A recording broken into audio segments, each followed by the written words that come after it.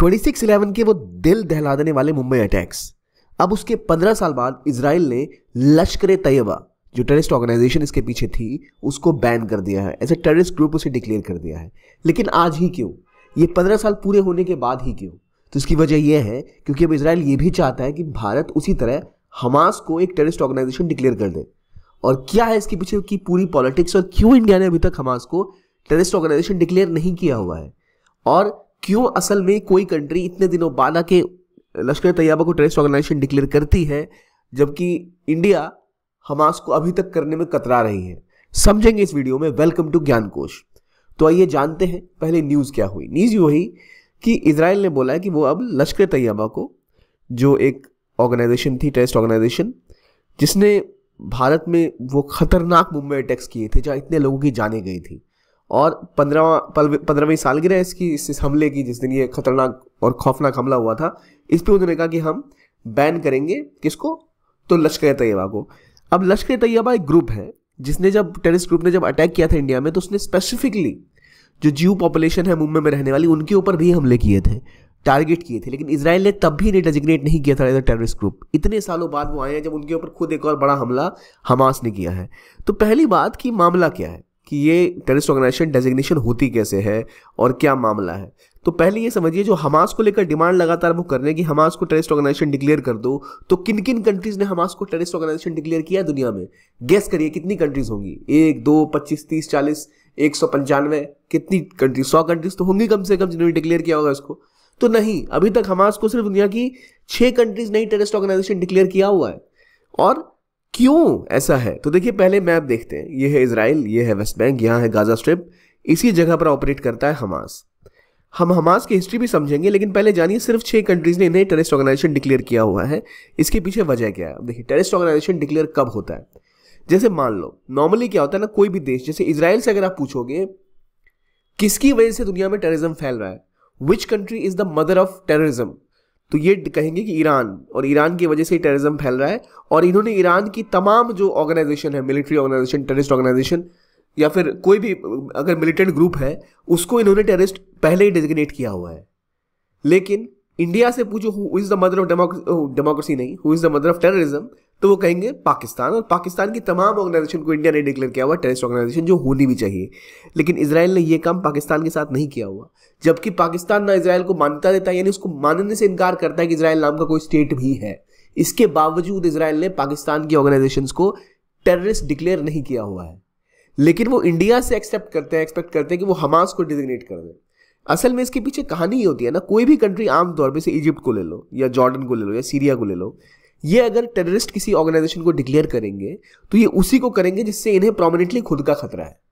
मान लो अगर अभी ब्राजील की बात करें, ब्राजील को लश्कर तैयबा से कोई खतरा नहीं है, वहां वो जाके अटैक करेंगे नहीं, ना उनको हमास से खतरा है, तो उन्होंने किसी को टेररिस्ट ऑर्गेनाइजेशन डिक्लेयर नहीं किया हुआ। आमतौर पर कंट्रीज अपने बॉर्डर के आसपास ऑपरेट करने वाली ग्रुप्स को ही टेररिस्ट डेजिग्नेट करते हैं। और सभी देशों का एक लॉ होता है कि भाई किसके तहत वो किसी ऑर्गेनाइजेशन को टेररिस्ट ऑर्गेनाइजेशन डिक्लेयर कर सके। इंडिया में पहले जो लॉ था, वो जैसे अनलॉफुल एक्टिविटी प्रिवेंशन एक्ट 1967 में इंडिया में बना था, उसके तहत ही इंडिया में टेररिस्ट ऑर्गेनाइजेशन डिक्लेयर होती थी। फिर 2019 में इसमें चेंजेस करके इंडिविजुअल को भी टेररिस्ट डिक्लेयर करने की बात की गई। तो अभी 44 ऑर्गेनाइजेशन है जिसको कि हम टेररिस्ट ऑर्गेनाइजेशन डिक्लेयर करते हैं। मोस्टली इनमें से पाकिस्तान बेस्ड है, और कुछ जो हमारे आसपास हिंसा फैलाती है। तो असल में कंट्रीज अपने बॉर्डर के आसपास जिनसे उनको डायरेक्ट थ्रेट हो, ऐसी कंट्रीज को ही टेररिस्ट ऑर्गेनाइजेशन डिक्लेयर करते हैं। और हमास की जब हम बात करें तो जो 6 कंट्रीज हैं, Australia, Canada, UK, Japan, Paraguay और यूनाइटेड स्टेट्स, इन्होंने ही किया है। और 2001 में एक ग्रुप EU, इन्होंने भी इसको डेजिग्नेट किया हुआ है।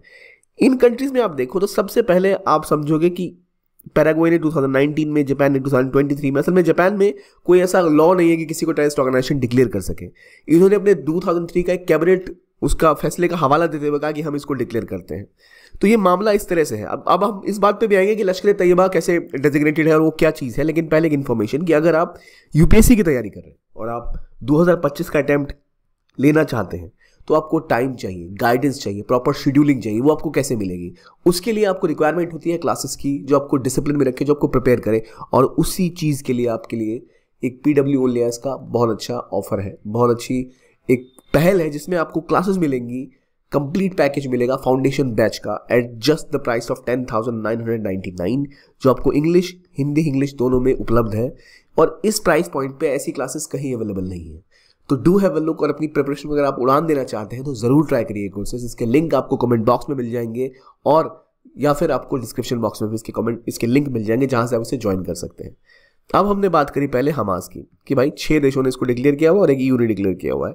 अब बात करते हैं लश्कर तैयबा की। हमास समझ गए भाई कि इजराइल ने क्यों अभी तक इजराइल ने अभी जाकर क्यों लश्कर तैयबा को डेजिग्नेट किया, क्योंकि इंडिया को जिससे इतना बड़ा हमला जिसने किया उसको आप 15 साल बाद जाकर रिकॉग्नाइज कर रहे हो। जिस ग्रुप ने आपके लोगों को भी मारा था उसको भी अभी तक आप डेजिग्नेट करने को तैयार नहीं थे। पाकिस्तान आपको जानने से इनकार करता है, पहचानने से इनकार करता है एज ए कंट्री, लेकिन आप उसके खिलाफ भी किसी ग्रुप को डेजिग्नेट नहीं करें, लेकिन अब जाके कर रहे हो क्योंकि अब दबाव पड़ा कि भाई इंडिया भी लश्कर तैयबा को कर दे डेजिग्नेट। तो लश्कर तैयबा है क्या? तो पहले ये एक, इसका मतलब होता है आर्मी ऑफ द प्योर। ये पाकिस्तान बेस्ड ग्रुप है जो पहले मरकज उल दवा वल इरशद में हुआ करता था। अभी क्या हुआ, लश्कर तैयबा को पाकिस्तान ने भी बोला कि नहीं, ये ऑर्गेनाइजेशन हिंसा फैलाती है, जिहाद फैलाती है दूसरे देशों में जाके, तो उन्होंने उसको बंद करने की बात की। इसके जो फाउंडर थे हाफिज सईद, उन्होंने फिर एक नया ग्रुप बना लिया जमात उद दवा। तो अभी जमात उद दवा के नाम से लश्कर तैयबा काम करती है। पूरी दुनिया को पता है कि जमात उद दवा है और वही लश्कर तैयबा है, लेकिन पाकिस्तान मानने को तैयार नहीं। वो कहता है तो अलग ऑर्गेनाइजेशन है, तो दान पुण्य का काम करते हैं, इनका टेररिज्म से कुछ लेना देना नहीं है। और इंडिया में लगातार लोगों को मारा है, जिहाद के नाम पे हिंदू मुस्लिम सिख ईसाई किसी को नहीं छोड़ा, सबको मारा है, सब पे हमले किए हैं। और असल में एक वहाबी ग्रुप था सुन्नी सेक्ट ऑफ इस्लाम का, उससे इंस्पायर्ड था। उनका एम यही था कि पूरे इंडियन सब कॉन्टिनेंट पर ये मुस्लिम रूल स्थापित करेंगे, जिहाद लेके आएंगे। इसको भी जैसे अभी आप लश्कर तैयबा की बात करो तो अमेरिका ने इसको 2018 में ही स्पेशल डेजिग्नेटेड टेररिस्ट ग्रुप घोषित कर दिया था, और पाकिस्तानी इंडिविजुअल्स को भी स्पेसिफिकली पॉइंट आउट करके कहा था कि ये जो व्यक्ति है डेजिग्नेटेड टेररिस्ट है। चाहे वो आपके हाफिज सईद की बात क्यों ना कर लो, जिसके फाउंडर है। अब देखो, जिस व्यक्ति को अमेरिका ने डेजिग्नेट किया हुआ है, जिसने इंडिया पे हमला किया, जिसमें इजराइल के लोग मरे, लेकिन इजराइल ने उसको डेजिग्नेट नहीं किया अभी तक टेररिस्ट। क्यों? क्योंकि उनकी खुद की पॉलिटिक्स है कि अगर आप डेजिग्नेट कर दोगे उनको तो हो सकता है कोई और ग्रुप वाला बुरा मान जाए, कोई और दिक्कत हो जाए, क्योंकि उससे खतरा तो है नहीं, और पंगे क्यों मोल लें, उनके ग्रुप के लोग भी हम पे हमले कर सकते हैं, इसीलिए वो कतराते थे। अब जब बात आई हमास की, तो इंडिया ने क्यों नहीं डिक्लेयर किया? अब देखिए, एक पुरानी कहावत है, on the one side of a mountain, अगर ये पहाड़ का है, कोई पहाड़ मान ले, तो पहाड़ के इस तरफ एक आदमी जाके लड़ रहा है तो टेररिस्ट है, और इस तरफ जाके वो क्रांतिकारी है। इनके लिए क्रांतिकारी, इनके लिए टेररिस्ट है, एक ही व्यक्ति दोनों जगह। तो हमास की भी कुछ यही कहानी है। हमास असल में शुरू कैसे हुआ था? हमास शुरू हुआ था कि भाई हम जो इस रीजन में है वो शांति स्थापित करेंगे। इसका पूरा नाम है हरकत उल मुवम्मा अल इस्लामिया। अब जैसे हमने ऊपर डिस्कस किया कि किसने किस ग्रुप को कब डेजिग्नेट किया, वहां उन्होंने अलग अलग समय में अलग अलग ग्रुप्स को डेजिग्नेट किया था कि पहले हमास की मिलिट्री उनको डिक्लेयर किया टेररिस्ट, फिर फाइनेंशियल सिस्टम को डेजिग्नेट किया टेररिस्ट एक्टिविटीज से रिलेटेड, और फिर पूरे ग्रुप को भी डेजिग्नेट कर दिया। तो अभी आप देखो तो जो हमास है 1987 में इसको फाउंड किया गया, और इसका काम था कि एक इस्लामिक पैलेस्टाइन स्टेट बनाना। अभी ये इस गाजा स्ट्रिप के ऊपर रहता है, के ऊपर इनका कब्जा है। लेकिन इनिशियली जब इनकी शुरुआत हुई थी तब ये चाहते थे कि भाई हम एक आर्म स्ट्रगल कर रहे हैं अभी, लेकिन इनिशियल इनका ये वो काम नहीं था। अभी ये पूरी तरह हिंसा फैलाते हैं, पूरी तरह से इजराइल के खिलाफ, इजराइल को तबाह करना चाहते हैं, मानने से इनकार करते हैं कि इजराइल कोई देश है जो एग्जिस्ट करता है। इनको ईरान से लेकर वेस्ट तक मुस्लिम चैरिटीज से बहुत पैसा मिलता है, और सबसे बड़ा सपोर्टर कोई है इसका तो वो ईरान है। और हमास क्रिएट हुआ था पहले शेख अहमद यासीन के द्वारा। यह है शेख अहमद यासीन, इन्होंने शुरू किया इसको। कोशिश ये थी कि ऑलरेडी वहाँ एक ऑर्गेनाइजेशन थी पैलेस्टीनियन इस्लामिक जिहाद, जो हिंसा का इस्तेमाल करती थी, वायलेंट एक्टिविटीज़ में इंडल्ज होती थी। ये ग्रुप खड़ा हुआ था हमास की नहीं, हम पीआईजी से अलग हटकर एक नया तरीका अपनाएंगे डील करने का इससे, और जो बाकी पैलेस्टीनियन सपोर्ट है उसको जमा करेंगे, और पर जो हिंसा पैलेस्टीनियन इस्लामिक जिहाद नाम की ऑर्गेनाइजेशन फैलाती है, इससे अलग हटके हम काम करेंगे। लेकिन 1988 में इन्होंने अपना चार्टर जारी किया, कहा कि नहीं, इजराइल को बर्बाद करना हमारा इकलौता मकसद है। और इनिशियली पीरियड में भी ये उतने हिंसक नहीं थे। 1987 में जब पहली बार पैलेस्टीनियन लोगों में बहुत ज़रा भावना भड़की उनके खिलाफ, किसके खिलाफ? इजराइल के खिलाफ, तो वहाँ उसका फ़ायदा उठा के उन्होंने कहा कि भाई अब समय आ चुका है इनको बर्बाद करने का। और 1991 में जाके इन्होंने अपना पहला मिलिट्री विंग बनाया, कासम ब्रिगेड, इज़्ज़ुद्दीन अल कसम। ये ब्रिगेड बनी थी 1991 में, और उसके बाद इन्होंने प्रॉपर रूप से लड़ना स्टार्ट किया। 1994 के अटैक, 1995 के अटैक, 1996 के अटैक, 1997 में जाकर इनको यूएस ने बोला कि ये एक टेररिस्ट ऑर्गेनाइजेशन है। अब बात पे गौर करिए, 1991 से लेकर 1997 तक लगातार इजराइल पे हमले हो रहे हैं, लेकिन अमेरिका ने भी डेजिग्नेट नहीं किया हमास को टेररिस्ट ऑर्गेनाइजेशन। क्यों? क्योंकि अमेरिका को क्या लेना देना, अभी तो अमेरिका एक ग्लोबल लीडर है, कोई भी खतरा उन पे है तो खतरा मतलब हम पे भी आ सकता है, जो हम पे उन पे भी आ सकता है। फॉर एग्जाम्पल लश्कर तैयबा को आगे बढ़ के पहले डिजिग्नेट किया था टेररिस्ट अमेरिका ने। क्यों?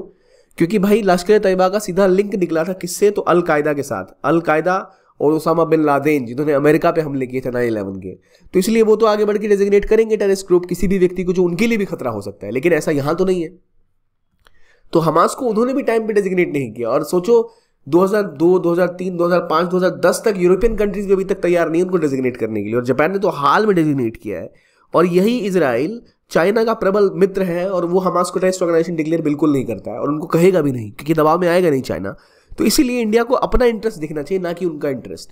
हमास ने इंडिया पे हमले नहीं किए कभी। हाँ, इंडिया ये भी बात है कि इंडिया को डर ये है कि हमास को अगर हम टेररिस्ट ऑर्गेनाइजेशन डिक्लेयर करेंगे तो ईरान, जो अभी तक इंडिया के खिलाफ ज़्यादा कुछ बोलता नहीं है पिछले कुछ समय से, वो और हमलावर हो सकता है। क्योंकि हमास का तो लेन देना कुछ इंडिया से है नहीं।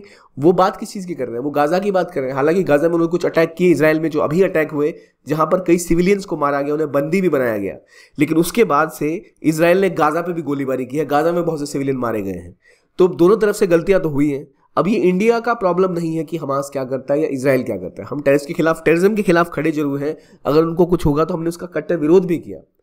लेकिन क्या इंडिया वो डेजिग्नेशन दे दे क्योंकि अभी जाकर इसराइल ने ऐसा कर दिया? तो नहीं। इंडिया को भी समझना चाहिए कि सालों तक इंडिया की प्रॉब्लम थी, वो इसराइल की प्रॉब्लम नहीं थी। तो इसलिए इंडिया को आज जरूरी है कि अपने कार्ड्स, अपने इंटरेस्ट को देखते हुए खेले। मतलब हमारा जो काम है, जो हमें सर्व करता है, हम वो करेंगे। हम इसराइल के कहने पर नहीं करेंगे। इसराइल के कहने पर हमें किसी को डेजिग्नेट नहीं करना चाहिए। हाँ, अगर वो टेररिस्ट एक्टिविटी हुई है तो हम उसका विरोध जरूर करते हैं। इंडिया टेररिज्म के खिलाफ खड़ा है और इंडिया को कभी सपोर्ट नहीं मिला दुनिया भर से। तो आज जो पॉलिटिक्स हो रही है, ये केवल इसराइल का बड़प्पन नहीं है, ये असल में इसराइल की ज़रूरत है, जहां उन्हें और कंट्रीज चाहिए जो गाजा के खिलाफ खड़ी हो जाए, जो हमास के खिलाफ खड़ी हो जाए, ताकि वो कब्जा अपना जमा सके अगर उन्हें ज़रूरत पड़े तो। इंडिया एक स्टैंड लेता है, इसराइल इंडिया में दोस्ती बढ़ रही है, इंपॉर्टेंट डिफेंस पार्टनरशिप है, लेकिन अभी तक ये संभल के चल रहे हैं। तो इसलिए 2021 में 18 में लगातार अटैक्स में, लेकिन ये डिमांड क्या है कि भाई हमें आज़ादी चाहिए, हम इंडिपेंडेंट स्टेट क्रिएट करेंगे। और पहले इन्होंने इलेक्शन मिल रहा था गाजा में। गाजा के इलेक्शन में इन्होंने फाता नाम की कंट्री को हराया भी था, ग्रुप को, और फिर इन्होंने कब्जा कर लिया जब उनके जीत को मानने से इनकार किया गया था। तो हमास ज़रूर एक ग्रुप है जो बहुत ज़्यादा मिलिटेंट है, टेररिस्ट एक्टिविटीज़ भी की है उसने, लेकिन इंडिया को अभी उससे बच के निकलना चाहिए। दुनिया में बहुत से टेररिस्ट ग्रुप हैं।